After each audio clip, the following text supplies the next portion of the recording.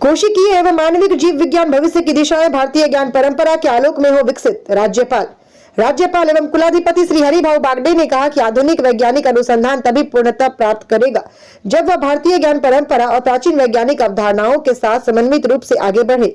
उन्होंने कहा कि कोशिकीय एवं आणविक जीव विज्ञान के क्षेत्र में प्राचीन भारतीय वैज्ञानिक दृष्टि और आधुनिक शोध की सम्मिलित दिशा नवाचार और मानव कल्याण के नए आयाम प्रस्तुत कर सकती है।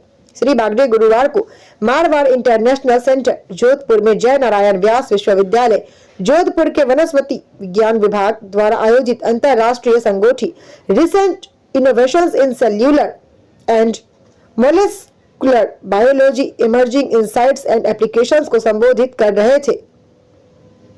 राज्यपाल श्री बागडे ने कहा कि पेड़ पौधे संवेदनशील जीव हैं। वे ताप, आर्द्रता, प्रकाश, रोग और पर्यावरणीय परिस्थितियों के प्रति प्रतिक्रिया करते हैं। देखें स्टार न्यूज प्लस के लिए राजस्थान के जोधपुर से नेशनल कोऑर्डिनेटर नवीन शर्मा की रिपोर्ट।